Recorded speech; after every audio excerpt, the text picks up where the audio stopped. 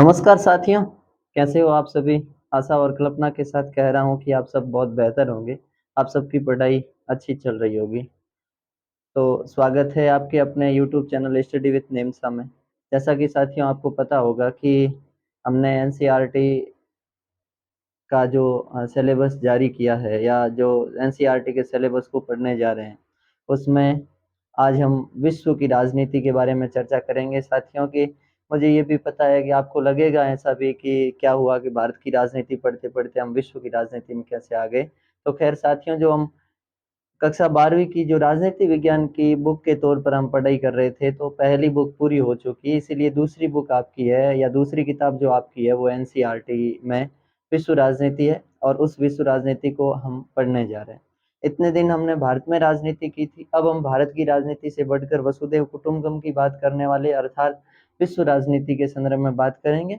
कौन-कौन से देशों में कौन-कौन सी नई-नई रणनीतियाँ चल रही है, क्या हुआ था विश्व में, क्या केवल और केवल भारत में ही क्रांतियाँ हुई या ऐसी क्रांति या कभी हमारे जहन में ये भी आया होगा कि सभी विश्व न या सभी देशों ने मिलकर भी युद्ध किए होंगे। हम जैसे देखते हैं कि भारत और पाकिस्तान के मध्य युद्ध हुआ, भारत और चीन के मध्य युद्ध हुआ।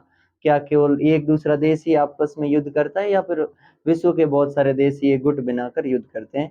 और ख़ैर इसके साथ ही आज हमारा जो विशेष बात रहेगी वो शीत युद्ध पर रहेगी। शीत युद्ध की पृष्ठभूमि के बारे में पढ़ेंगे, क्या है शीत युद्ध, उसके अर्थ को समझेंगे और विश्व को 2 गुटों में किस प्रकार विभाजित होते-होते किसी एक गुट ने बचा लिया जो तीसरा गुट है। ख़ैर उस तीसरे गुट की बात तो आज नहीं करेंगे, लेकिन फिर भी शीत युद्ध के संदर्भ में बात करते हुए उसका थोड़ा-सा ज़िक्र हम ज़रूर करेंगे। तो चलिए साथियों, बिना देरी किए चलते हैं हम अपने आज के टॉपिक की ओर। तो जैसा कि साथियों आप सब जानते हैं कि पूरे विश्व में 2 युद्ध हो चुके हैं। कितने युद्ध? 2। हम मतलब आज हम पढ़ने जा रहे हैं वो शीत युद्ध के पृष्ठभूमि के बारे में पढ़ेंगे, शीत युद्ध के अर्थ को भी पढ़ेंगे और इसके साथ समझेंगे कि ऐसी क्या परिस्थितियाँ आ गई कि विश्व के सामने शीत युद्ध की स्थिति पैदा हो गई। तो साथियों चलते हैं।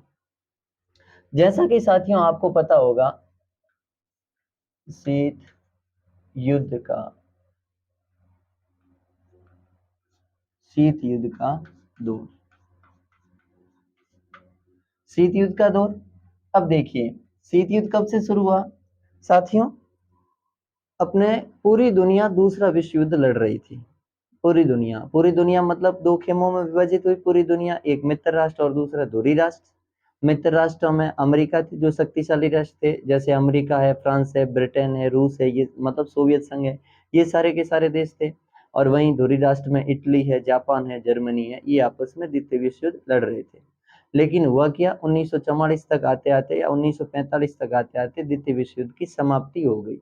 अब क्यों हो गई द्वितीय विश्व युद्ध की समाप्ति? हम सब जानते हैं कि अमेरिका का परमाणु अटैक और उसी परमाणु अटैक के कारण, और हालांकि इससे पहले ही जापान तो घुटने टेकने को या आत्मसमर्पण करने को मजबूर हो गया था और उसने आत्मसमर्पण की बात भी कहीं न कहीं कर दी थी। लेकिन फिर भी कहीं न कहीं मुद्दा रहा होगा, अमेरिका दुनिया में अपना वर्चस्व स्थापित करना चाह रहा होगा, जिसके कारण उसने परमाणु अटैक किया। जैसा कि साथियों हम सब जानते हैं कि और हम पढ़ेंगे भी कि अमेरिका का परमाणु विस्फोट करने के पीछे का कारण क्या है। इससे पहले हम जान ये लेते हैं कि पूरी दुनिया विश्व युद्ध लड़ रही थी, पहला और दूसरा। लेकिन हम आज ज़्यादा फोकस दूसरे विश्व युद्ध पर करेंगे, जो द्वितीय विश्व युद्ध 1939 से लगाकर 1945 तक चलता है। इस 6 या 7 वर्षों का जो ये 6 वर्षों की लड़ाई है, इस लड़ाई में दुनिया को कितनी हानि पहुँची, कितना नुकसान पहुँचा, वो तो विश्व युद्ध के नाम से ही पता चल जाता है, क्योंकि एक मतलब कहावत है कि लड़ाई में कभी भी लड्डू तो दिए नहीं जाते, हमेशा कुछ न कुछ मतलब किसी भी पक्ष की हो यानी कि हानि ही होती है, फ़ायदा किसी को नहीं होता है। तो ख़ैर फिर भी ये द्वितीय विश्व युद्ध तो कोई तलवारों से लड़ा जाने वाला या बंदूकों से लड़ा जाने वाला युद्ध तो यहाँ तक सीमित रहा नहीं। ये युद्ध तो परमाणु से लड़ा गया, तो हम कल्पना कर सकते हैं कि कितनी हानि हुई होगी। तो ख़ैर साथियों, 1939 से लगाकर 1945 तक द्वितीय विश्व युद्ध लड़ा और इस द्वितीय विश्व युद्ध में दुनिया की लगभग 6 करोड़ आबादी जो मौत के नींद सो मतलब हमेशा-हमेशा के लिए सो गई। इतने लोग मरे प्रत्यक्ष और परोक्ष रूप में। और इससे पहले हमने 1914 से 1918 तक प्रथम विश्व युद्ध लड़ा। प्रथम विश्व युद्ध में एनसीईआरटी के आंकड़े बताते हैं कि लगभग 90 लाख लोग मारे गए और लमसम 2 करोड़ के आसपास लोग वहां घायल हुए थे। ये प्रथम विश्व युद्ध 2-3 करोड़ के आसपास, ये मतलब प्रथम विश्व युद्ध के आंकड़े हैं।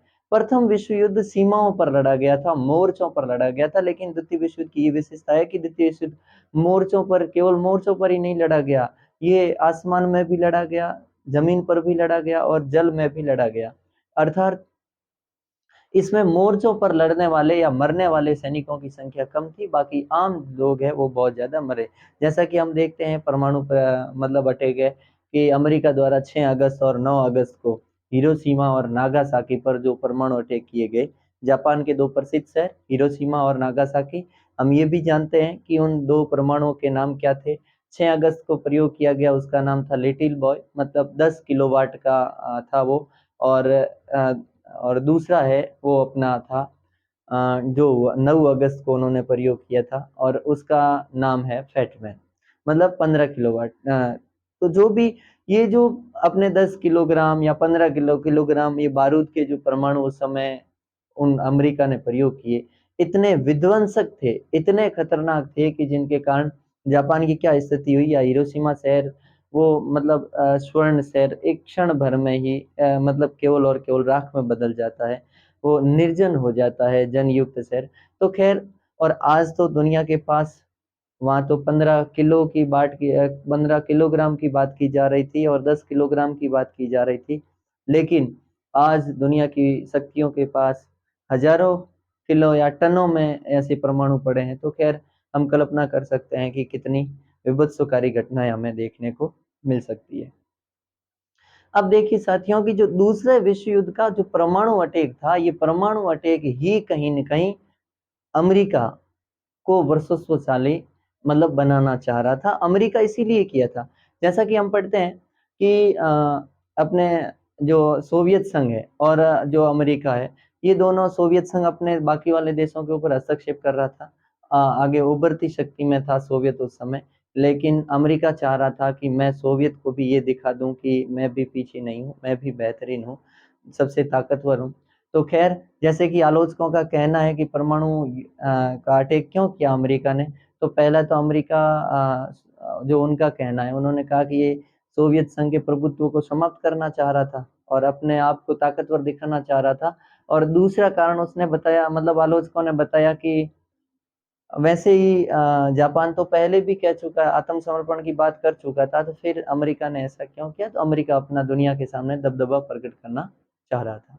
वहीं आलोचकों का मतलब अमेरिका का खुद का कहना है कि हमने परमाणु इसलिए परमाणु मतलब विस्फोट किया ताकि युद्ध जल्दी से जल्दी समाप्त हो जाए, और अमेरिका चाह रहा था कि हम हमारे नागरिकों की रक्षा कर सकें। खैर, ये अमेरिका की बात है, ये आलोचकों की बात है। यहीं से दोनों विश्व के दोनों महाशक्तियों के मध्य दरार पड़ जाती है। अब तक ये दोनों महाशक्तियां एक थी, मतलब मित्र राष्ट्रों की ओर से, मित्र राष्ट्र संगठन मतलब समूह में सम्मिलित थी, लेकिन अब ये धीरे धीरे दोनों शक्तियां क्या हो रही है, परिवर्तन हो रही है। खैर, आगे पढ़ते हैं, पहले इतना समझ लेते हैं, लिख लेते हैं कि द्वितीय विश्व युद्ध कब हुआ साथियों। द्वितीय विश्व युद्ध, विश्व युद्ध 1939 से 1900 अपने 45 तक, ठीक है। और 1939 से 1945 तक द्वितीय विश्व युद्ध लड़ा गया था और इसके साथ 7 वर्ष चला था ये लगभग। और इनमें जो मरने वालों की संख्या है, 6 करोड़ लोग मारे गए, ये लगभग है, ठीक है, 6 करोड़ लोग मारे गए। और दुनिया की 3% जनसंख्या घायल हुई थी उसमें, दुनिया की 3% जनसंख्या घायल हुई, ठीक है। इसके साथ ही 2 गुटों में लड़ा गया था, 2 गुट। पहला धुरी राष्ट्र, और धुरी राष्ट्र में कौन नेतृत्व कौन कर रहा था, जापान, जर्मनी और इटली, और Italy.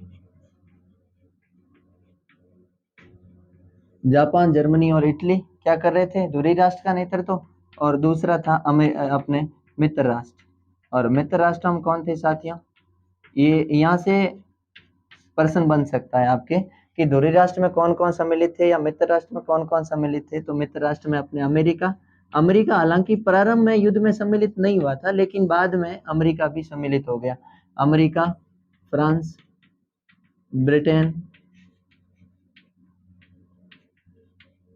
America, France, Britain, Soviet आदि, सोवियत संघ और भी देश थे। ठीक है, आज अब ये देश थे इनमें। और इसके साथ ही आपको एक और भी, ये तो आपकी ये है, लेकिन द्वितीय विश्व युद्ध, इसके साथ ही आपको ये भी याद कर लेना दुनिया में प्रथम विश्व युद्ध कब हुआ। तो प्रथम विश्व युद्ध हुआ था वो 1914 से। प्रथम विश्व युद्ध 1914 से 1918, ये भी आपको याद कर लेना। तो द्वितीय विश्व युद्ध 1939 से 1945 तक लड़ा गया। 6 करोड़ लोग मारे गए थे और दुनिया की लगभग 3% जनसंख्या है वो घायल हुई थी। ये आंकड़े एनसीईआरटी बता रही है। और 2 गुटों में विभाजित हुआ था उस समय भी जो विश्व युद्ध लड़ा गया था वो दूसरा, एक तो था ध्रुवीय राष्ट्र और दूसरा था मित्र राष्ट्र। ध्रुवीय राष्ट्रों में थे जापान, जर्मनी और इटली, और मित्र राष्ट्रों में थे साथियों वो थे अमेरिका, फ्रांस और सोवियत संघ आदि, ये देश थे। और बाद में दुनिया की सबसे शक्तिशाली देशों में से 2 देश उभर कर आए, एक अमेरिका और दूसरा सोवियत। और द्वितीय विश्व युद्ध में मित्र राष्ट्रों की जीत हुई थी। इन्होंने ही, मतलब अमेरिका ने ही क्या किया था, परमाणु अटैक किया था। हालांकि सबके मना करने के बावजूद भी अमेरिका ने परमाणु आक्रमण कर दिया था। कहां पर? जापान, हिरोशिमा और नागासाकी। तो ये भी याद रखना, जापान में अमेरिका द्वारा, जापान में अमेरिका द्वारा अगस्त 1945 को हिरोशिमा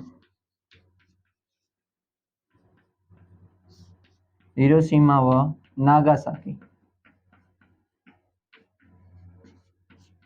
हिरोशिमा व नागासाकी नामक 2 शहरों पर परमाणु हमला किया।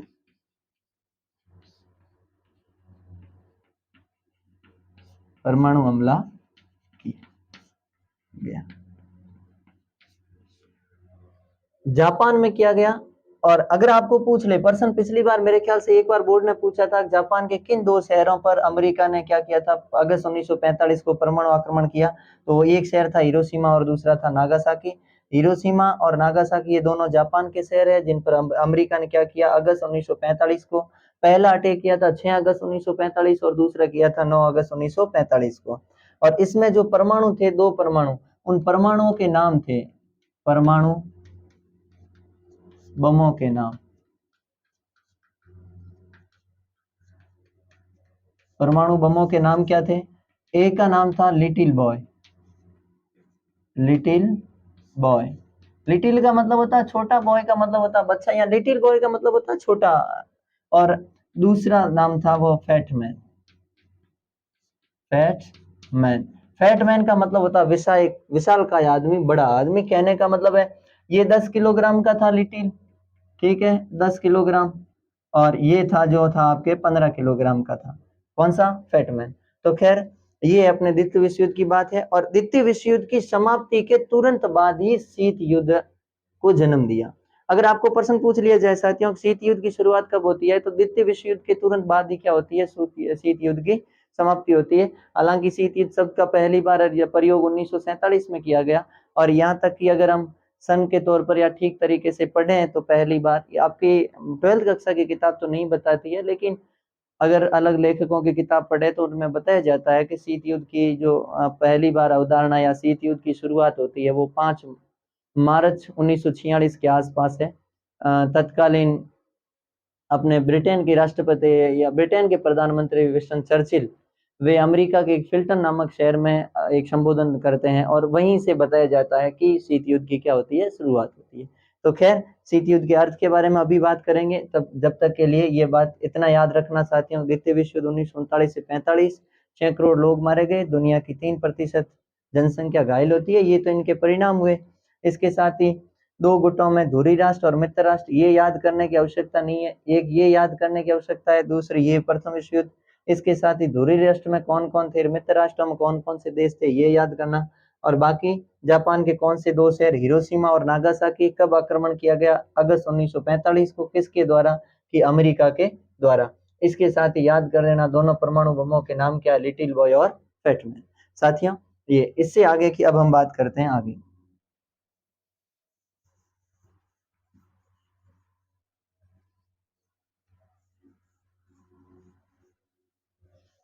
अब हम प्रवेश करते हैं शीत युद्ध में, क्योंकि जैसा कि हम पढ़ रहे हैं कि द्वितीय विश्व युद्ध के तुरंत बाद शीत युद्ध की शुरुआत हो जाती है। तो शीत युद्ध के अर्थ के बारे में पढ़े। द्वितीय विश्व युद्ध के बाद शीत युद्ध की शुरुआत। शीत युद्ध की शुरुआत, थोड़े आंकड़े हैं ये भी याद कर लेना, आपकी किताब में नहीं है लेकिन फिर भी। द्वितीय विश्व युद्ध के बाद शीत युद्ध की शुरुआत हुई 5 मार्च 1946 को। चर्चिल ने अमेरिका के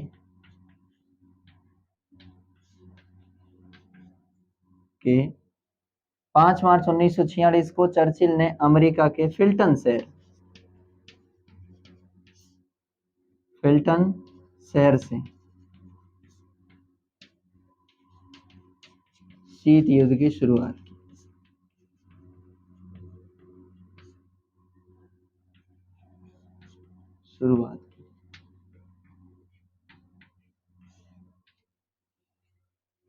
और इसके साथ ही पहली बार शीत युद्ध शब्द का प्रयोग, युद्ध शब्द का प्रयोग पहली बार शीत युद्ध शब्द का प्रयोग किसने किया, वो किया था आपके बर्नार्ड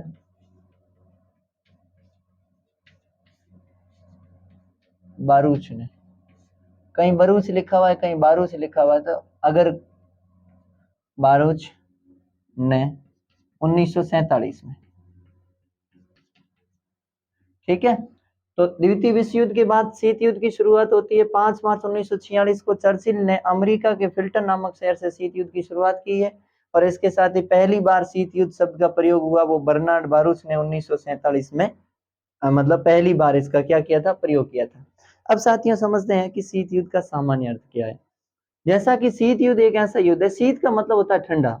हम जैसे हथियारों से लड़ते हैं या शस्त्रों से लड़ते हैं, बंदूकों से, गोलों से, तूफानों, मतलब अपने परमाणुओं से या फिर अपने तलवारों से या हथियारों से, जो हथियारों से लड़ा जाने वाला युद्ध होता है वो गर्म युद्ध होता है, और जो बिना हथियारों रहित लड़ा गया युद्ध है वो कैसा युद्ध है, शीत युद्ध कहलाता है। शीत का मतलब होता है कोल्ड, ठंडा युद्ध।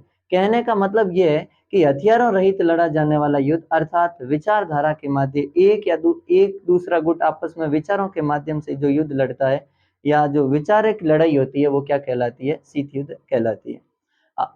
दोनों गुटों के मध्य या दो गुटों के मध्य आपस में वैचारिक लड़ाई को क्या कहा जाता है, लड़ी जाने वाली वैचारिक लड़ाई क्या कहलाती है, शीत युद्ध कहलाती है। इसके साथ ही हम देश के पहले प्रधानमंत्री पंडित जवाहरलाल नेहरू की उक्ति को भी यहाँ याद करेंगे या याद करने का प्रयास करेंगे, क्योंकि उन्होंने समझाने का बहुत बेहतरीन उदाहरण दिया है। मतलब उनकी पंक्ति इतनी बेहतर है कि हम शीत युद्ध को आसानी से समझ सकते हैं। और इसके साथ ही अनेक अलग ही अपने राजनीतिज्ञ हैं, उन्होंने भी शीत युद्ध को किस तरीके से परिभाषित किया है उनके बारे में भी पढ़ेंगे। जैसे कि हमारे देश के जो प्रथम प्रधानमंत्री है पंडित जवाहरलाल नेहरू, उन्होंने कहा था कि शीत युद्ध केवल दो विचारधाराओं के मध्य की लड़ाई नहीं है, बल्कि दो विशालकाय, अर्थात उन्होंने नाम लिया है भीमकाय, दो भीमकाय मतलब गुटों की या दो भीमकाय विचारधाराओं की लड़ाई है। कि ये केवल और केवल दो देशों की लड़ाई, विचारधारा की लड़ाई नहीं है, बल्कि दो ऐसे देश हैं जो भीमकाय है, अर्थात विशाल है, अर्थात शक्तिशाली है। ठीक है। इसके साथ ही अगर हम कहें जैसे कि शस्त्रों वाला युद्ध लड़ा जाता है रण क्षेत्र में, मतलब युद्ध भूमि में लड़ा जाता है, और वो शस्त्रों से लड़ा जाता है, बल्कि शीत युद्ध ऐसा है जिसका रण क्षेत्र है वो मानव मस्तिष्क है, मतलब हमारा सिर ही उसका क्या है, रण क्षेत्र है, और हमारे शस्त्रों का काम करता है वो शीत युद्ध में हमारा मन करता है। ये एक मनों से लड़ा जाने वाला युद्ध है, मतलब व्यक्ति के मन से लड़ा जाने वाला युद्ध है, ना तो इसमें शस्त्र काम आते हैं ना कोई अन्य चीज। हम पूर्ण रूप से ये नहीं कह सकते कि शीत युद्ध में शस्त्रों का प्रयोग नहीं किया गया, जैसे कि हम पढ़ेंगे हंगरी पर आक्रमण हुआ था या कांगो संकट आया था, उस समय भी छोटे मोटे देश आपस में लड़ाई झगड़े कर रहे थे, युद्ध हो रहा था। वैसे हम ये भी पढ़ेंगे 1969 के आसपास चीन और सोवियत संघ को लेकर भी थोड़ा सा युद्ध हुआ था। खैर, लेकिन ये है कि ये पूरी दुनिया शीत युद्ध के कारण तीसरे विश्व युद्ध से बच जाती है, इसीलिए हम कहते हैं कि शीत युद्ध केवल और केवल विचारों से लड़ा जाने वाला युद्ध है, शस्त्रों से रहित युद्ध है। तो खैर ये चीजें, तो शीत युद्ध का अर्थ क्या है, तो अब हम लिखते हैं इनका अर्थ। विचार, दो गुटों के मध्य, दो गुटों के बीच वैचारिक मतभेद या विचारधाराओं की लड़ाई, विचारधाराओं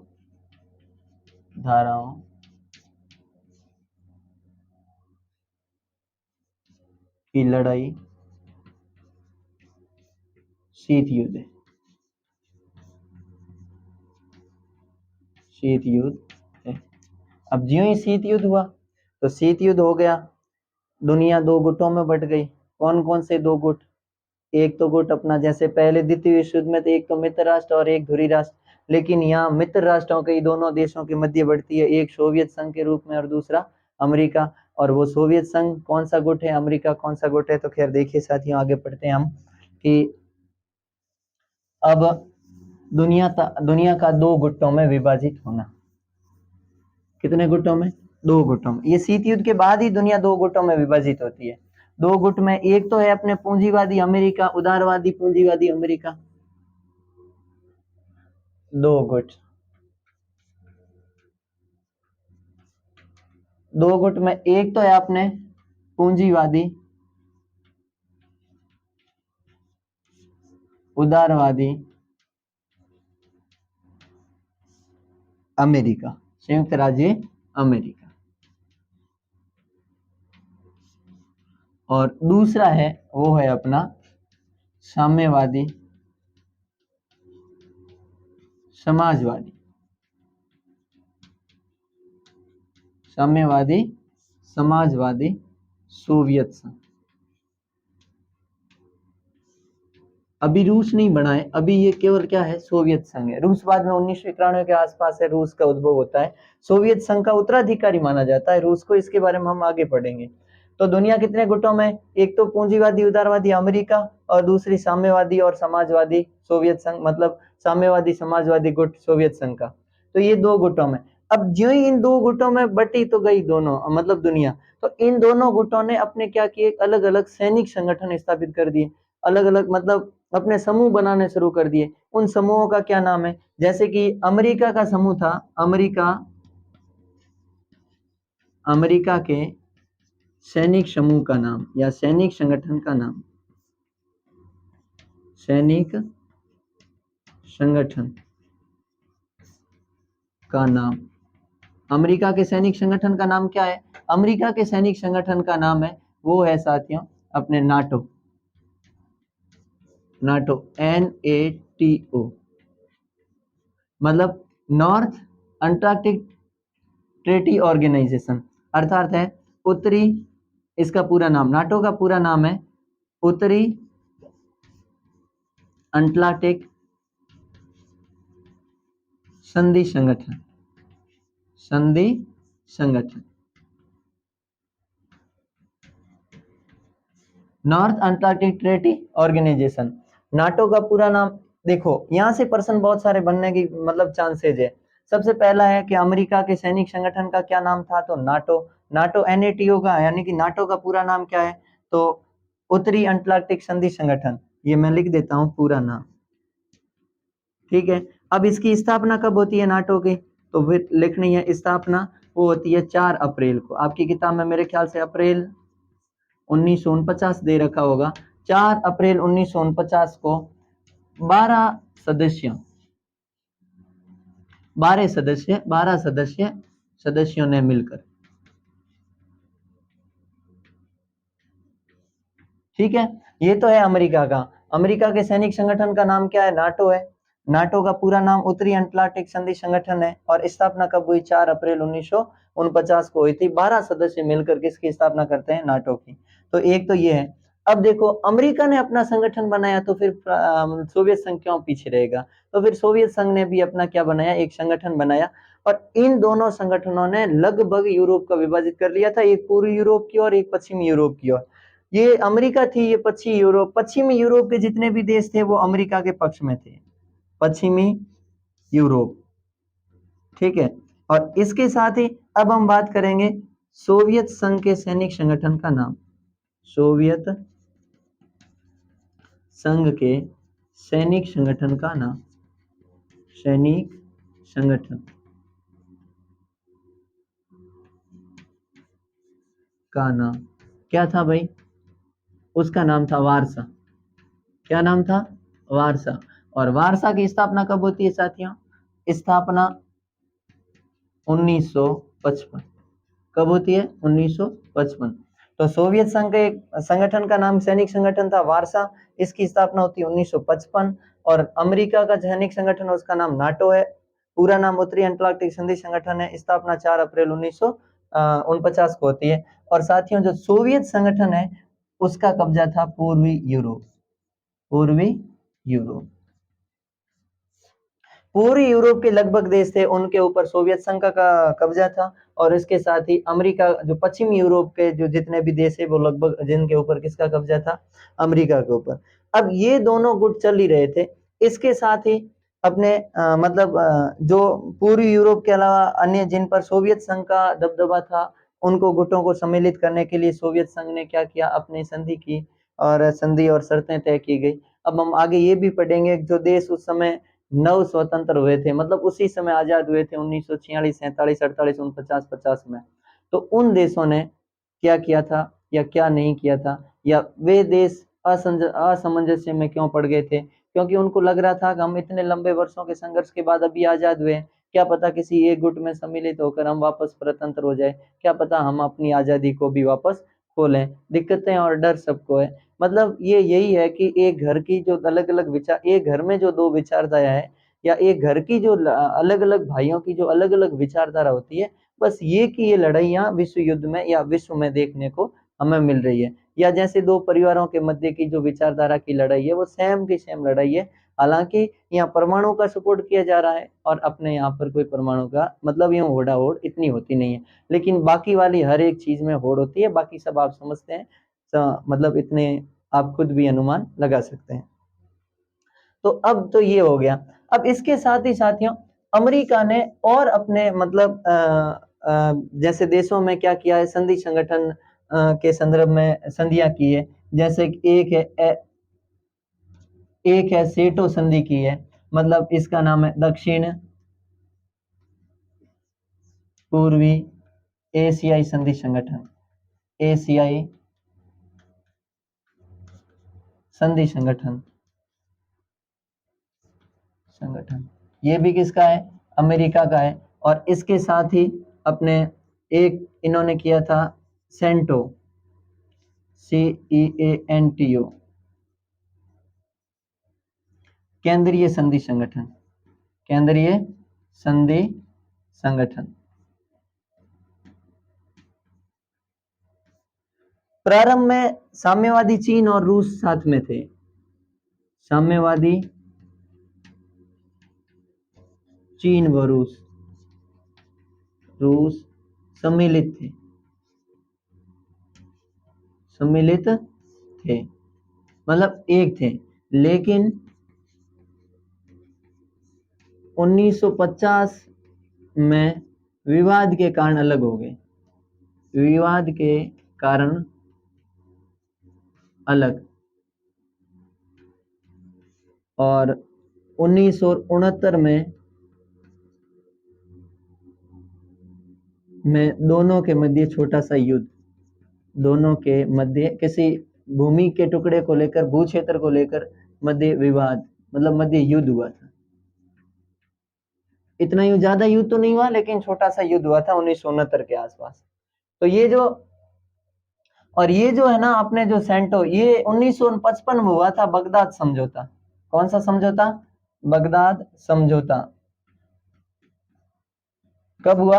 1955। इसी बगदाद समझौते को किसके नाम से जाना गया? सेंटो के नाम से जाना गया, केंद्रीय संधि संगठन के नाम से जाना गया। ये सारे के सारे किसके हैं? अमेरिका के हैं। तो अमेरिका के वास्तविक जो सैन्य संगठन था वो नाटो था, इसके साथ ही सोवियत संघ का था वो वारसा था। लेकिन इसके बाद ही मतलब अमेरिका ने क्या किया, दक्षिण पूर्वी एशिया और उसके साथ ही लमसम पश्चिमी एशिया पर भी कब्जा करने का प्रयास कर रहा था, और उन्होंने सेंटो नामक संधि भी करवाई थी, जिसे दक्षिण पूर्वी एशियाई संधि संगठन कहते हैं। उसी के साथ ही 1955 का जो बगदाद समझौता है वो सेंटो के नाम से जाना गया, बाद में सेंटो के नाम से परिवर्तन हो गया।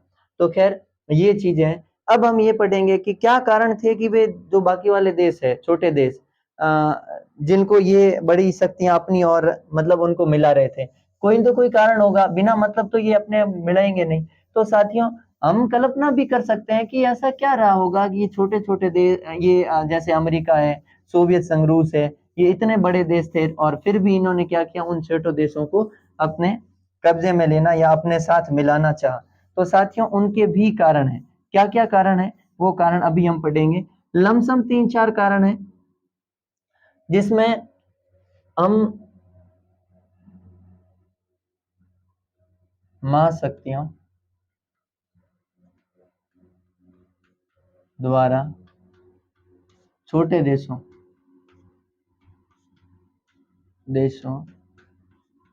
के साथ, छोटे देशों को साथ मिलाने के कारण,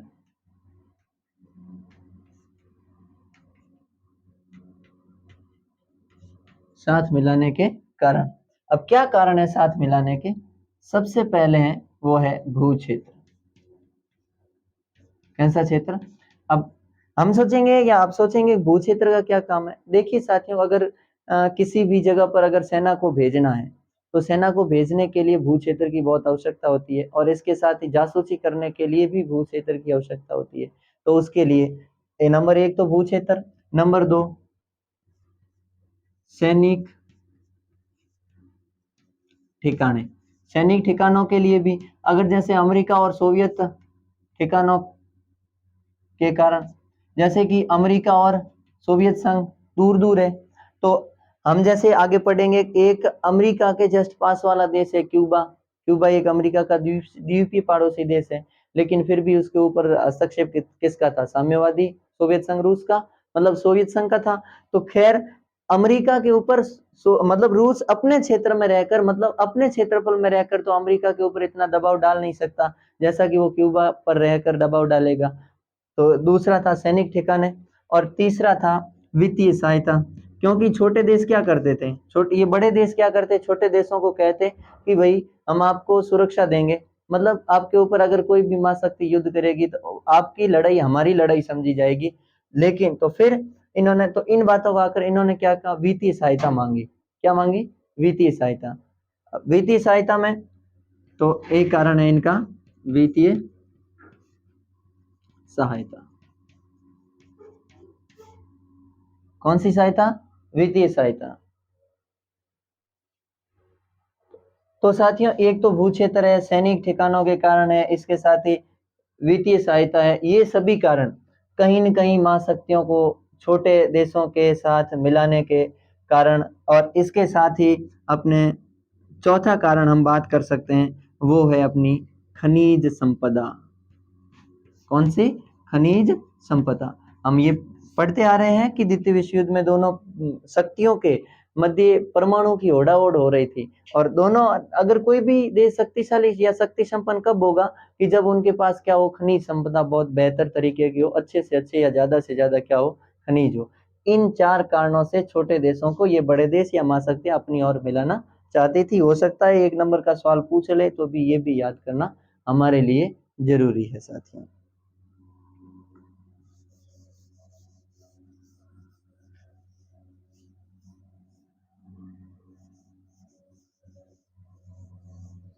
अब साथियों बात आती है अपनी कि हमने ये पढ़ लिया, अब हम आगे आते हैं कि क्या इस समय कोई चरम बिंदु पर भी पहुंचा था शीत युद्ध, या क्या हुआ था क्या नहीं हुआ था, इसके संदर्भ में भी हम बात करेंगे।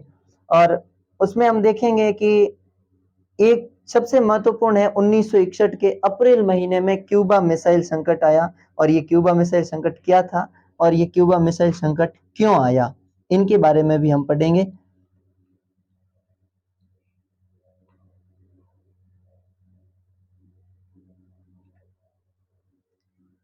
तो अब हम पढ़ेंगे क्यूबा मिसाइल संकट। क्यूबा मिसाइल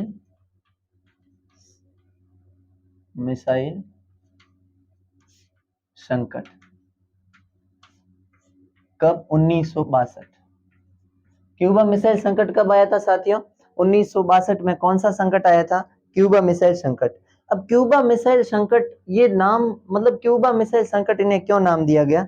तो इससे पहले देखिए, हमने बात की थी क्यूबा किसका पड़ोस, मतलब किसके अंडर में था या कौन से पैक्ट में, सैनिक संगठन में था? तो वार्सा में था, अर्थात सोवियत संघ, रूस का कब्जा था। हुआ क्या था 1961 में क्यूबा में अमेरिका के द्वारा एक प्रायोजित आक्रमण किया गया बे ऑफ पिग्स नाम से। किसके नाम से? बे और पिग्स नाम से। बे ऑफ पिग्स आक्रमण 1961। और कौन से देश पर? क्यूबा पर। और ज्यों ही अमेरिका के द्वारा, और इसका जो परियोजना तय किसने की थी? अमेरिका के द्वारा। अमेरिकी या अमेरिका द्वारा प्रयोजन।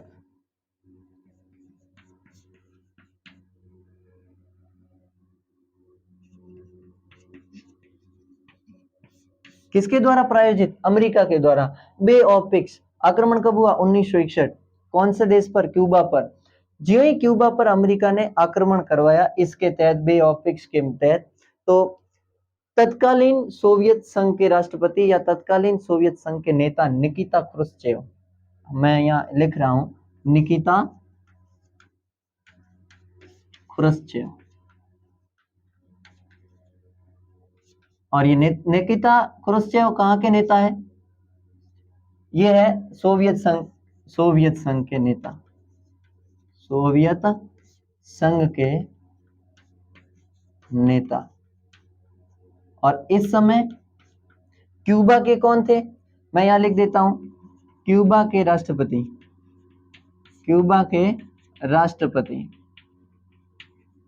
क्यूबा के राष्ट्रपति का नाम था फिदेल कास्त्रो। क्या नाम था? Fidel Castro.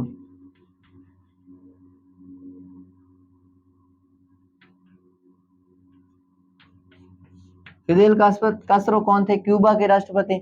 और इसके साथ ही एक और पढ़ते हैं हम, अमेरिका। तो अमेरिका के कौन थे साथियों?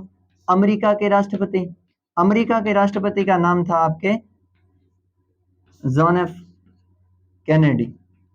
क्या नाम था? कैनेडी। अमेरिका के राष्ट्रपति का नाम है कैनेडी,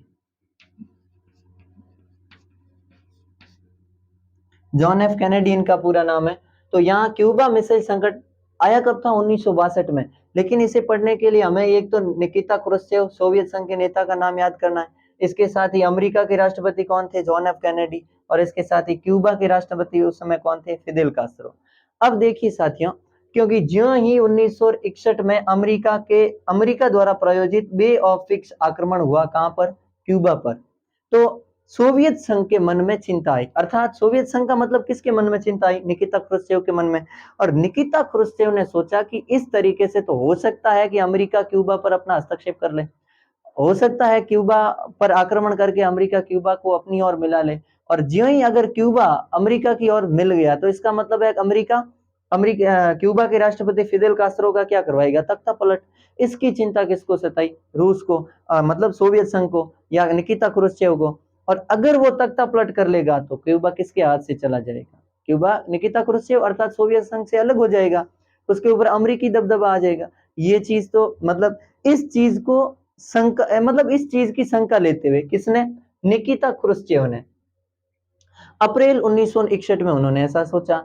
और फिर 1962 में उन्होंने क्या किया, एक क्यूबा में मिसाइल तैनात की, और वो मिसाइल इस तरीके से तैनात की कि अमेरिका के सभी क्षेत्रों पर किनका, मतलब महत्वपूर्ण क्षेत्रों पर किनका कब्जा हो गया, सोवियत संघ, रूस का कब्जा हो गया। मतलब वहां से अगर वो मिसाइल दाग दी जाती तो अमेरिका के महत्वपूर्ण क्षेत्रों को मतलब रूस तबाह कर सकता था, सोवियत संघ तबाह कर सकता था।